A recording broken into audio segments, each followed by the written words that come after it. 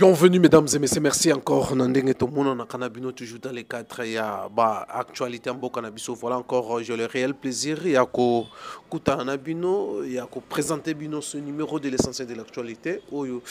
To script à l'actualité, to commentaire. Voilà la raison pour laquelle je suis devant vous.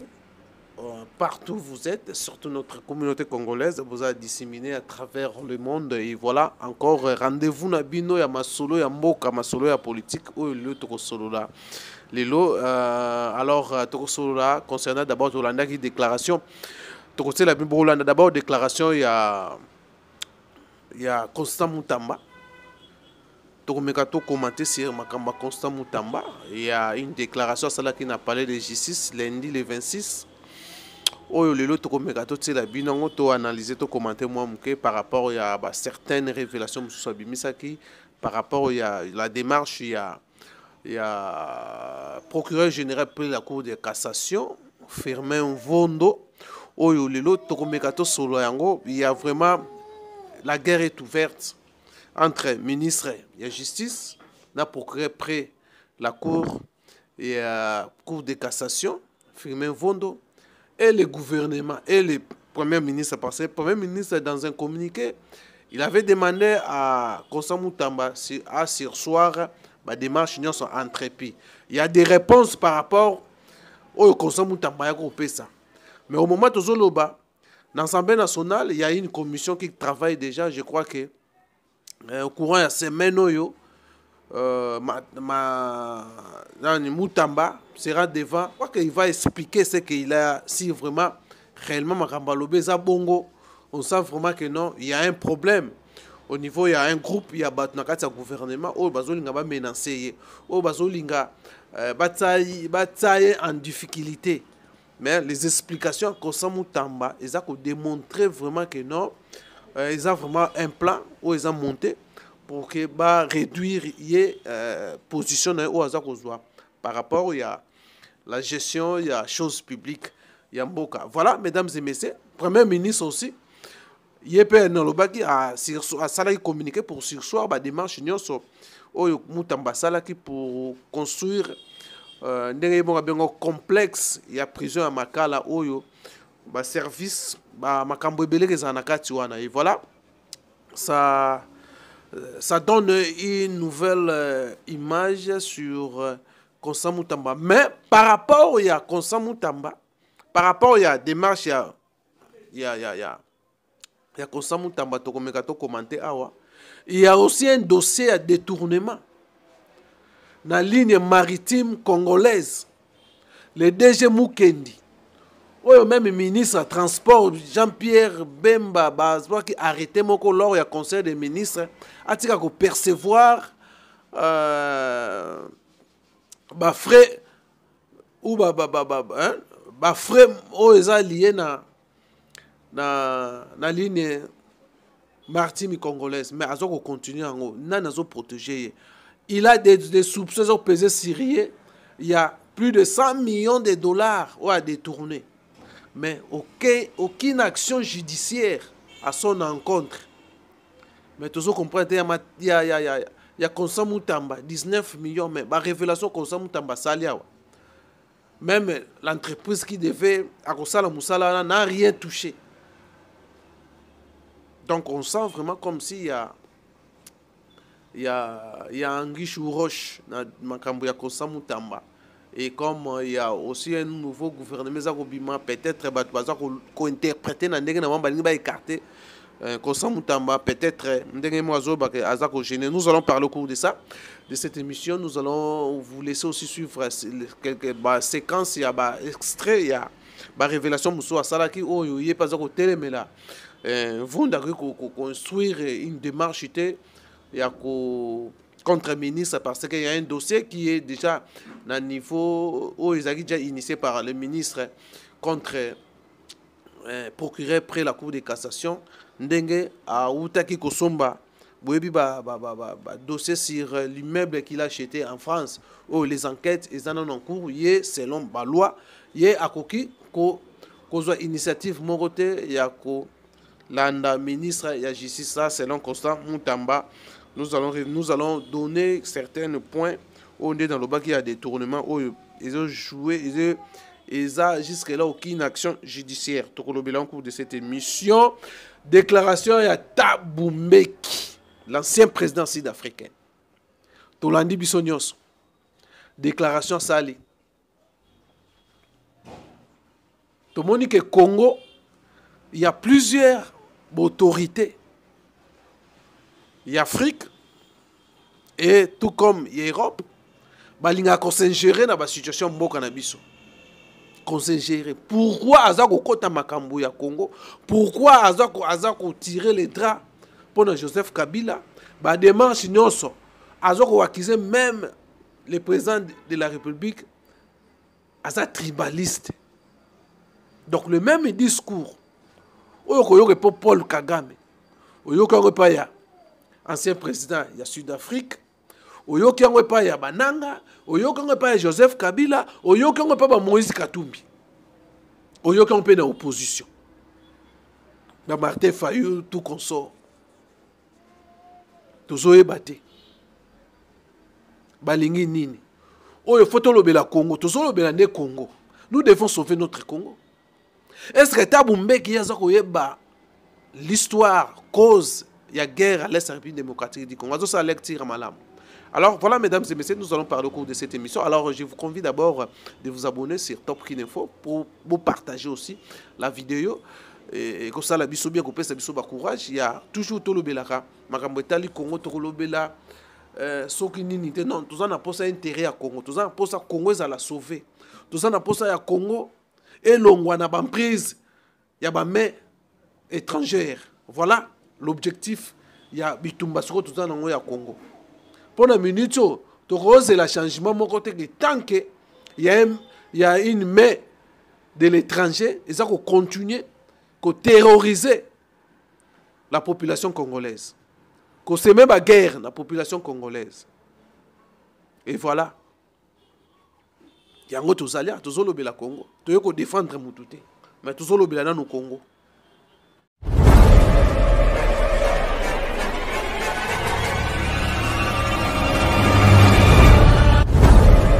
Mesdames et messieurs, vous avez abonné, je crois que vous allez partager cette vidéo, que votre humble serviteur Ousmane Mbembe oyo tozo continue toujours dans le cadre il y a kobeta masolo etali ya mboka ya komonisa.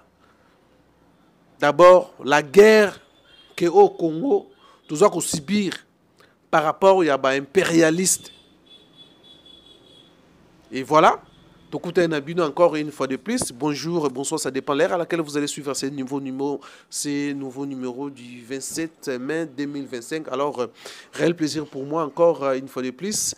Il y a beaucoup un abus grâce à la magie, à la technologie, et ça que tout le monde en abus. Alors, parlons maintenant de la situation. Il y a d'abord la communication premier ministre, pardon, le ministre d'État, ministre de la Justice, Konsa Mutamba Sala qui devant parler de justice, oyo a communiqué qui n'a pas congolais bazaki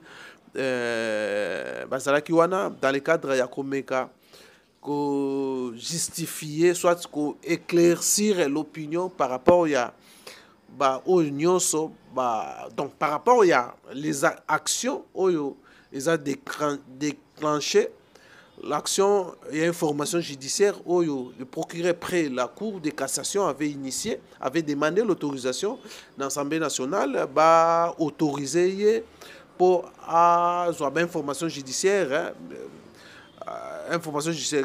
par rapport à rumeur qui rumeur où ils ont pesé sur rumeur sur il y a détournement, il y a 19 millions de dollars Konsa Mutamba détourna qui pour la construction il y a une nouvelle prison où les informations étaient et voilà il a voulu chercher à Koyoka Konsa Mutamba et je crois que Konsa Mutamba malgré Barimer n'engagé Konsa Mutamba Kemi Konsa Mutamba lingo Kima zagi na Kaleme aye comme ça, on a tenu un message dans le public. Il voulait justifier devant le public. Alors, Sans plus tarder, je vous laisse d'abord suivre cette vidéo où il y a Constant Moutamba. Nengaza ko expliquer ma Congolais. Mbongo o bazoloba nakuta mbongo wana. Ça fait une année na touché na mbongo wana te. Ça fait une année. Bango ba iba 17 millions de dollars na mbongo. Aïba combien? Aïba combien? 17 millions. Aïba combien? 17 millions. Baba kanga bango. Ami protégeante bango. Baba nakina nukoloba. Ministre a détourné 39 millions. Bango moko comité a détourné 29 millions. Bango moko comité non, ils ont 19 millions. Bango moko comité 9 millions.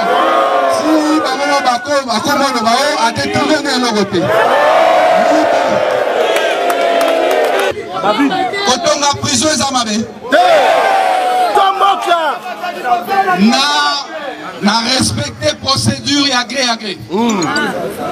Tata mokonzi ya mboka Faci Beton apesi nga mitindo ya kotonga ma prison. Nasala nini?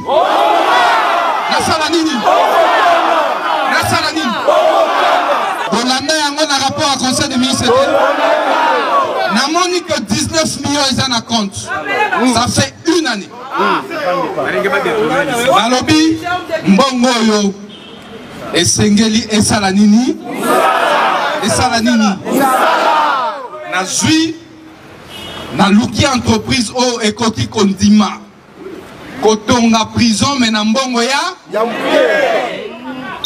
Natali entrepreneur à liboso alobi pona kotonga prison esengeli 100 millions de dollars. Combien? 100 millions. Entrepreneur ya mibale alobi esengeli 60 millions de dollars. Yami Satou alobi 50 millions de dollars. Ya Mine yalobi 39 millions bozo kao 39 millions. Nga inde na boyango awa 39 millions. Alobi lié ndenge urgence ali esengeli kotongela biso eloko na 29 millions. Na komeli DG5P pour être prison ezali lieu ya sécurité, haute sécurité, elle est kaka na appel d'offre te. Ezali marché spécial. Atanga, nazui autorisation spéciale. Bandeko na mai. Moto a autorisation spéciale, il y a signé marché agré. Il y a mis balai. Na komeli premier ministre. Depuis le 1er avril, loi et lobby. 10 jours après. Combien de jours? 10 jours après. 10 jours après, autant article 20, il y a décret. Il y a manuel la procédure. David. 10 jours après, silence et autorité approbatrice, ces anini. Les accords, les autorisations. 19 jours après. Je dis bien 19 jours après. 19 jours. Urgence, ces alliés. Aucune entreprise congolaise est tirée à la rotonde en prison depuis 60. Nalouki, ingénieur. Canadien. Oh, tiré à la rotonde en prison. Binobosa Lissabiso. Et Ezali prison, t'es à complexe pénitentiaire. Ils ont un centre de santé Nakati, un terrain de foot Nakati, ils ont une école Nakati.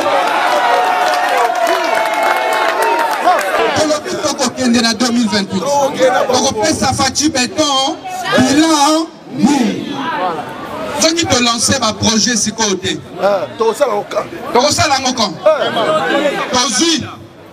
Dans l'obéli entreprise, on a bloqué depuis une année. Pendant la ministre. Dans l'obéli entreprise, on a créé compte séquestre. Ndenge yo ba compte na yo ezana BCDC. Soki to lobi mbongo ebima na Roban et que na BCDC ezo coûté ba frais bancaires eza 300 000 $. Na lobi 300 000 wana ertiko sali sa kosomba ba sakia ya ciment. Na lobi entreprise wana Fongo la compte na banque pour que frais bancaires ezala te. Ok. Entreprise paie et fongoli compte. Na komeli IGF lettres ezali. Ok. IGF va répondre na lettres ezali obi surveiller compte wana. Alobi boy. Toko bandako entrepreneur a bandako toucher mbongo wana par étape. A 8 mois mbongo ya liboso, a sali fondation to évaluer. Côté. Ceux qui toza d'accord na ye, a quelle élévation. To évaluer en autre ça nini. La salle to bengaka traite bancaire. Et je vous informe que les prison et Kotongama en 18 mois. Combien? 18 mois. Combien? 18 mois. Kobandiango lelo bo compter 18 mois prison et bimina mabele. Virma elingi esalema. Sénaref. C'est qui sous là? A sauté l'école, non, on a bloqué financement Moroso qui transaction. Association de malfaiteurs. Lobelangai. Document nini ezangi. Oh, naza na États-Unis nazo zonga. On dit ok, zonga do mi affronté. Voilà. Naza soupi. Ya comment lettre moko pas premier ministre. Oh, na auto bloqué mbongo moko. Na olingana yeba soki yo premier ministre o approuva qui projet. Autant hier a yebika loi et lobby 10 jours après marché Zanini. Exactement. On a validé. Na lobeli bango tala ba étape yo to respecter. Soki likambo ya li on lobela biso. On a to sala nini? Oyeba soki correction exactement sani. Mais tu corriger? Parce que dans le marché public, dès lors qu'on a une autorisation, dès lors qu'on a une approbation tacite, le marché valide. Est-ce qu'un entrepreneur a dû atteindre 1 franc? Si on va détourner à mon pépé. Soy bayaki koiba moka biso toye ko corriger ba. Justice à l'homme.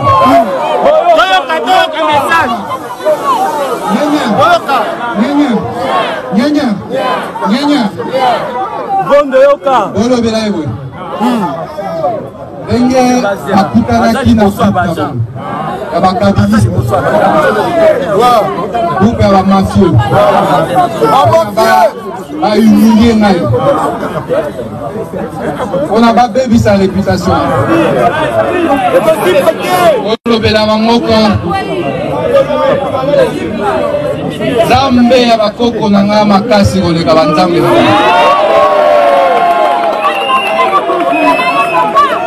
Ya mibale. Ono bela bamoya.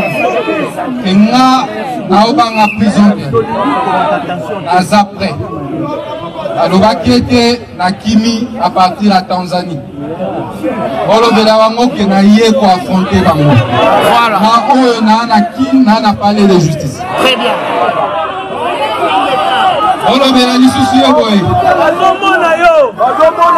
Azolanda yo sikoyo. Azolanda yo yeyo. Nazozela a justifié papier na enyoso o ya zui. Très bien. Voilà. Enquête. On bela ye. Et nazozela na nu ba enquête na esila. Mutoyo asa objet à l'enquête, à Kokiko initié action contre le ministre de la Justice. Bravo! Les fautes disciplinaires Il faut les sanctionner. on a retiré ma conséquence de droit. Tangisa bango.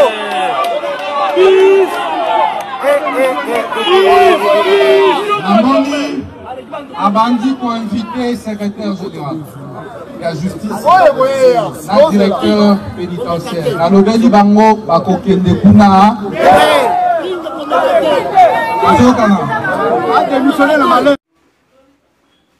Voilà, mesdames et messieurs, vous avez suivi Kosta Moutamba. Alors, nous allons revenir. Donc, commenter moi par rapport à la vidéo. On a une introduction dans le Bakia déjà. Konsa Mutamba a expliqué comment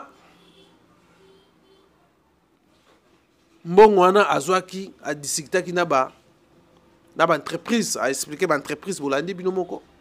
Oh ba kosala musala. Il a procédé par un marché agré par rapport à un réseau avancé que non au boyoki binomoko lobiwana.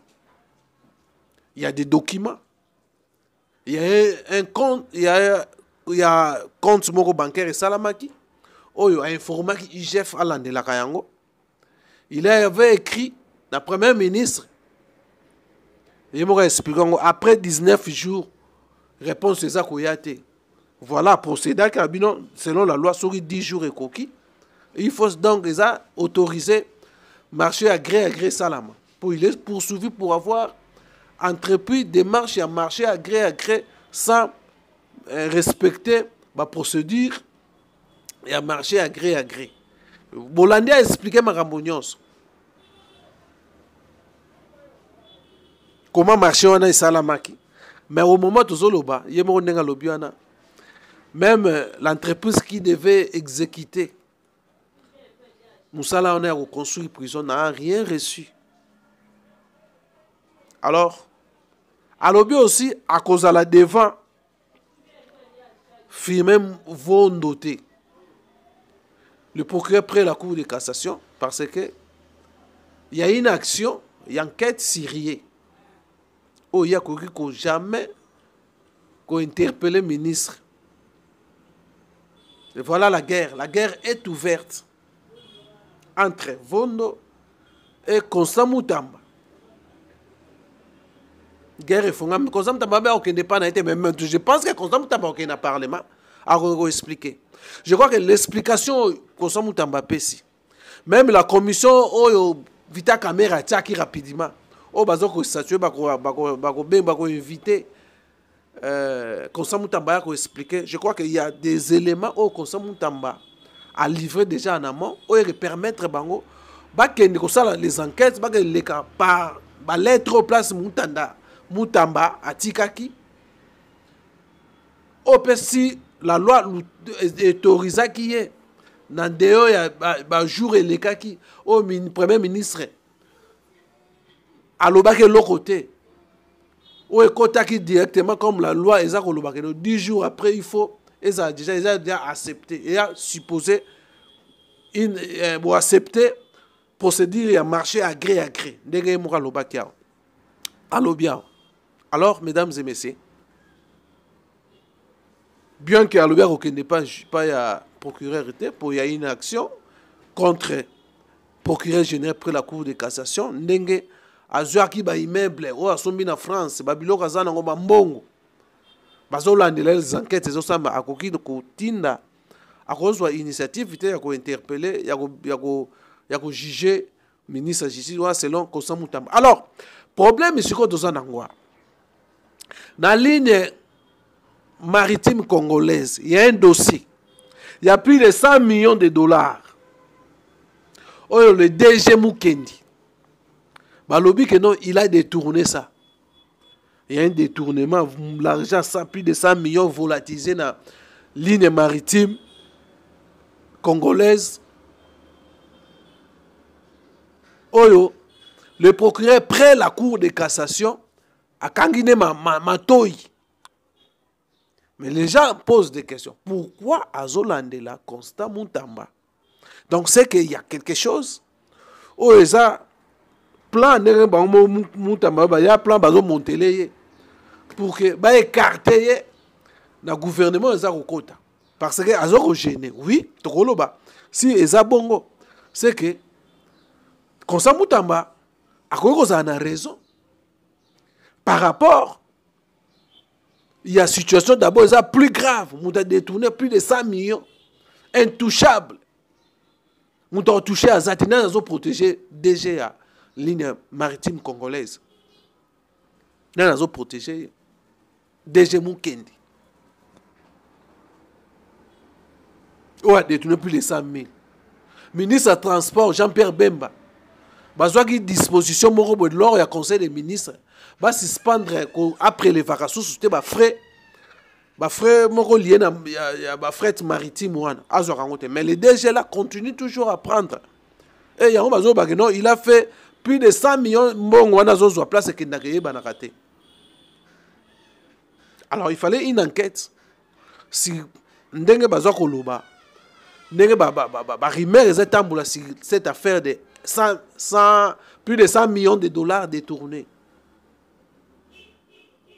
Voilà la raison pour laquelle bazolobaki non makambo Constant Mutamba eza problème moko oyo il y a des gourous le bourreau ba mafieux ya Congo ba monter yango bazosala yango pona baluka ko écarter Constant Mutamba. Voilà la situation. Il y a Constant Mutamba au tobet au salama commentaire mingité. Alors tu reçois deuxième point tu relèves moi rapidement c'est Thabo Mbeki l'ancien ministre l'ancien président sud-africain au lelo alingo pesa leçon ya morale na ba congolais. Congo na kota makamba ba sud-africain te. Lelo la kisi que non Thabo Mbeki pardon oyo azaki ancien président ami ya Joseph Kabila Joseph Kabila a pesa ba carré minier. Donc dans tout ça bozoka discours wana tu sais que dit tribaliste la levée d'immunité l'ancien président de la République ils ont aggravé la situation et ont aggravé la situation de la République démocratique du Congo. Tout ça pour Nabango, ils ont perdu ba carré mignon bazwaki d'une façon illicite na Congo. Bazana contrôle en sous-souté. Les carrés miniers Joseph Kabila pesa kalma président belé dans le cadre va protéger kayo kao sokinini va protéger. Et voilà les lots. Un ancien président sud-africain peut faire à repérer sa leçon à Congo. Est-ce qu'il maîtrise vraiment la situation, l'historique? Il y a une situation au Congo qui a traversé pour l'instant. Est-ce que non Joseph Kabila n'a pas pouvoir?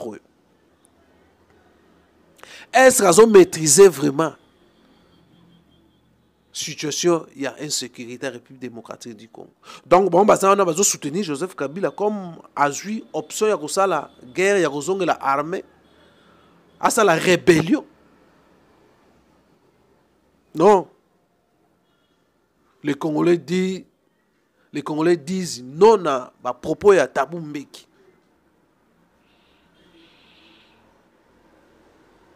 Congo to souffra, il n'a jamais dit mot. Na ba guerre à l'Est République démocratique du Congo. Mais pour Italique ami na Joseph Kabila. Il y a pesa ka ba avantage na Congo. Il y a pesa ka ba carré minier. Voilà aujourd'hui, il vient justifier. Ba carré minier ba boto là. A une thèse pour soutenir thèse à Joseph Kabila. La démarche est prise par Joseph Kabila. Hippolyte Kanambe.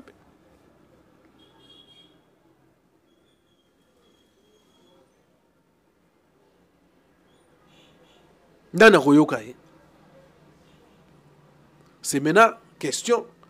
Il y a chef de l'État. Azonga Simate.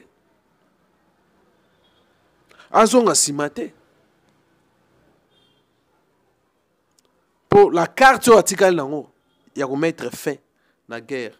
Pour bilancer positif. Il y a seulement situation de guerre. La situation sociale, il y a des Congolais. Nathan etikali et que salamate. Et que salamate c'est difficile. C'est difficile. La carte c'est mettre fin, neutraliser Joseph Kabila. Il faut qu'on neutralise Joseph Kabila. Na plan sur koyana. Voilà, mesdames et messieurs, notre premier numéro est à l'essentiel de l'actualité du 27. Au Tengato Lobela. Point où on a sélectionné to sélectionner qui bino pour ce matin. Moi muke ya ko regret ya la situation ya Congo ndenge za ko kende ya les baba la main extérieure toujours eza ko kota eza ko ya l'ingérence ya makambo etali Congo. Voilà mesdames et messieurs, merci pour vous avez belé à Kolanda biso to kutani prochainement na numéro mususu. Portez-vous bien, bye bye.